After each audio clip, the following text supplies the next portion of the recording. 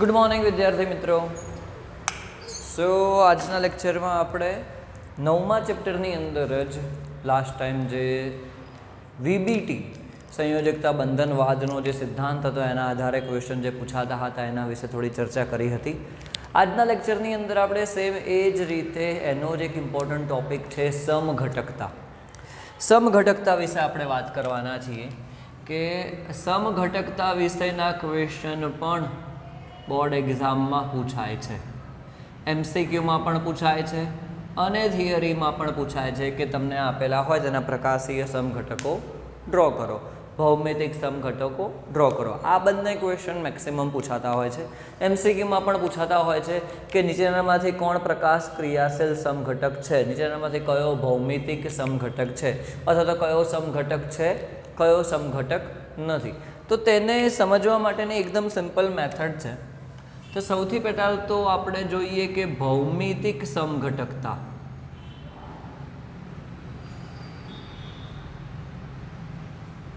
ભૌમિતિક સમઘટકતા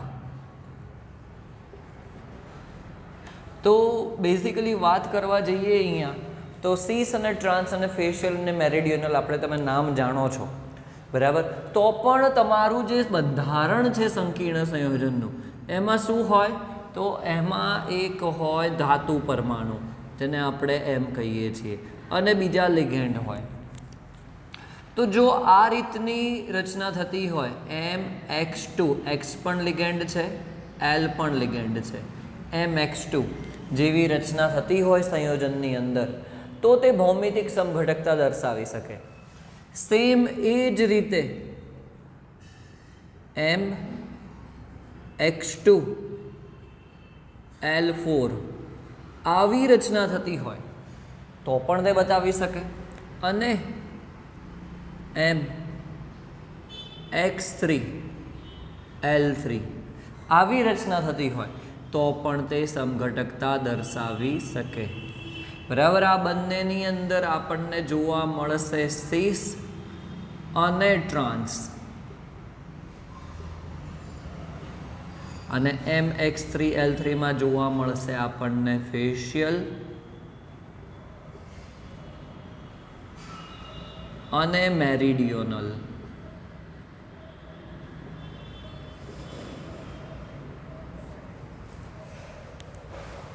તો ખાસ સમજવાનું એ વસ્તુ છે કે તમારે આ જે સંયોજન આપેલા હોય છે એ તમારે શોધવાના રહે.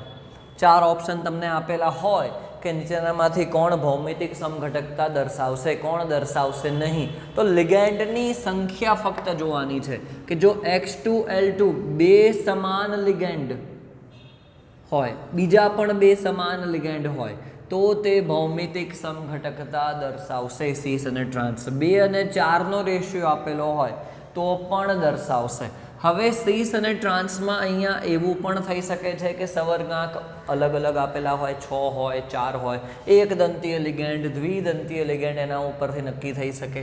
અને એની સાથે સાથે હવે થોડુંક આપણે પ્રકાશીય સમઘટકતાનું પણ જોઈ લઈએ, પછી આપણે એના એક્ઝામ્પલ જોઈએ.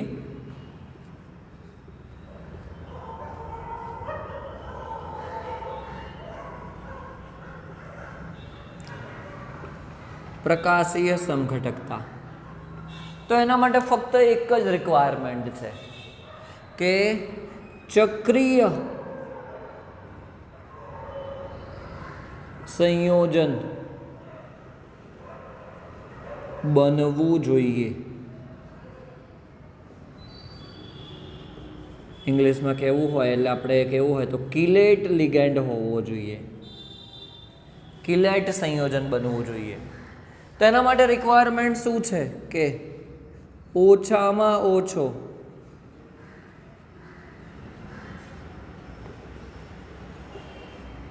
એક દ્વિદંતીય, ત્રિદંતીય, અથવા તો ડાયરેક્ટ એવું લખી નાખીએ ઓછામાં ઓછો એક લિગેન્ડ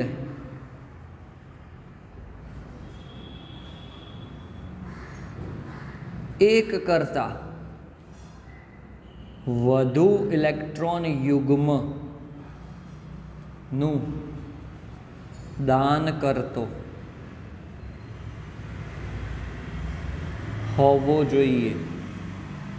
ઓછામાં ઓછો એક લિગેન્ડ, એટલે દ્વિદંતીય હોય તો પણ ચાલે, ત્રિદંતીય હોય તો પણ ચાલે, હેક્ઝા 60 દંતીય હોય તો પણ ચાલે, પણ ઓછામાં ઓછો એક લિગેન્ડ કેવો હોવો જોઈએ કે એક કરતાં વધુ ઇલેક્ટ્રોન યુગ્મનું દાન કરી શકતો હોય. તો તેના કારણે શું બનશે? તે સંયોજન ચક્રીય બનશે અને તેના કારણે આપણને પ્રકાશીય સમઘટકતા જોવા મળશે. ઘણી વખત એવું બનતું હોય છે કે સંયોજન તે ભૌમિતિક સમઘટકતા પણ દર્શાવે, પ્રકાશીય સમઘટકતા પણ દર્શાવે. એવું જરૂરી નથી કે પ્રકાશીય દર્શાવે એટલે કે ભૌમિતિક દર્શાવે જ, કે ભૌમિતિક દર્શાવે એટલે કે પ્રકાશીય દર્શાવે જ, પરંતુ એવું ઘણા સંયોજનોની અંદર બનતું હોય છે. ચલો ફોર એક્ઝામ્પલ આપણે એવું લખીએ કે ક્વેશ્ચન તમને આવો પૂછાતો હોય છે કે ચલો લખેલું છે તમને સંયોજન CO Cl2 En twice +1 ના શક્ય સમઘટકો દોરો. ચલો આવો ક્વેશ્ચન તમને પૂછાયો. ફોર એક્ઝામ્પલ તમને એવું નથી કીધું કે તમારે ભૌમિતિક સમઘટક દોરવાના છે કે પ્રકાશી, તમને કહી દીધું છે શક્ય સમઘટકો દોરો. ઘણી વખત ક્વેશ્ચન એવો મેન્શન કરીને આપતા હોય છે કે ભૌમિતિક સમઘટકો ડ્રો કરો અને પ્રકાશીય સમઘટકો ડ્રો કરો, તો તમારે બંને કરવાના જ હોય. આમાં પણ શક્ય સમઘટકો એટલે સૌથી પહેલાં તો આપણે વિચારીશું ભૌમિતિક સમઘટકતા અને પ્રકાશીય સમઘટકતા, આ બંને સાથે જ આપણે વિચારીશું. કારણ કે લિગેન્ડ આ જે જોઈને સંકીર્ણ જોઈને આપણને ખબર પડી કે ઇથેન 1,2 ડાયમાઇન જે છે એ કેવો છે? દ્વિદંતીય લિગેન્ડ છે. દ્વિદંતીય લિગેન્ડ છે. એનો મતલબ કે તે ચક્રીય સંયોજન બનાવશે, તે ચક્રીય સંયોજન બનાવશે. અને બીજું એક ગણવા જઈએ તો આ કોના જેવી રચના થાય છે? તો આ મેટલ લઈ લઈએ એમ, એક Cl2 બે સમાન છે X2 અને En2 એટલે કે L2, એટલે કે તે ભૌમિતિક સમઘટકતામાં સીસ અને ટ્રાન્સ જેવી પણ રચના જોવા મળે છે. એનો મતલબ એવો થયો કે આ સંયોજન ભૌમિતિક સમઘટકતા પણ દર્શાવશે, પ્રકાશીય સમઘટકતા પણ દર્શાવશે. તો આપણે જોઈએ કે કઈ રીતે લખીશું. તો પછી જોઈ લઈએ કે કોબાલ્ટ લઈએ, બરાબર. એમાં હું અહીંયા ક્લોરીન રાખું છું, અહીંયા હું ક્લોરીન રાખું છું, બરાબર. તો શું થઈ જશે? આ En, અહીંયા En,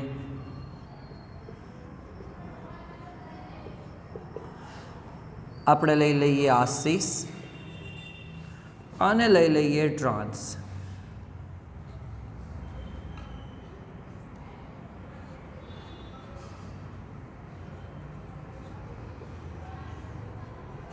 ટ્રાન્સ થઈ ગયું. ચલો સેમ એ જ રીતે આપણે શું કરી શકીએ છીએ કે તેના પ્રકાશીય સમઘટકો પણ દર્શાવી શકીએ છીએ. પ્રકાશીય સમઘટક તો કોબાલ્ટ લઈ લો, બરાબર. ચલો હવે આપણે એનું પ્રકાશીય સમઘટકતા દર્શાવવા જઈએ તો આ ક્લોરીન છે,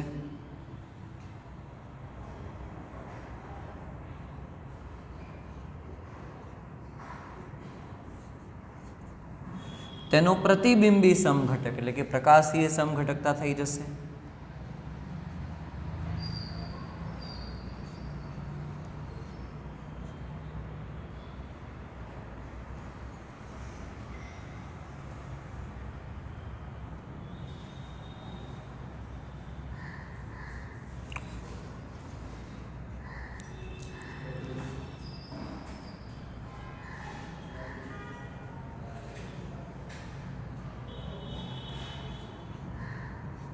બરાબર.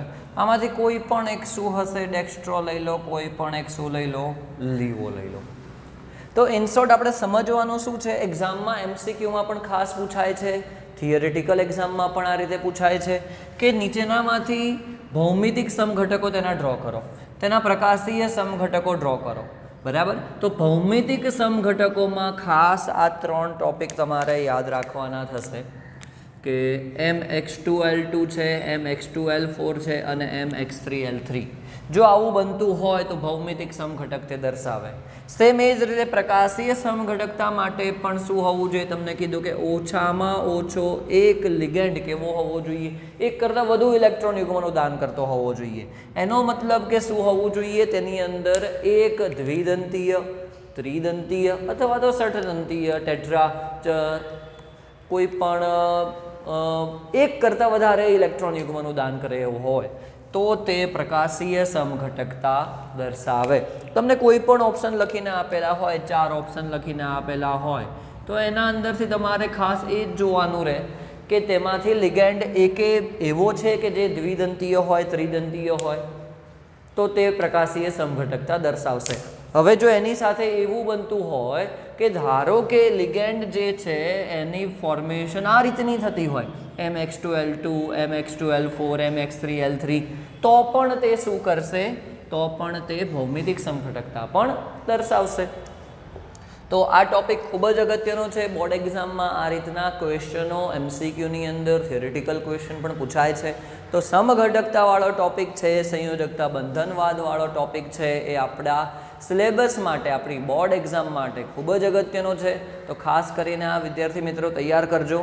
એમાં કોઈ પણ ડાઉટ લાગે તો પછી કોમેન્ટ કરીને તમે પૂછી શકો છો.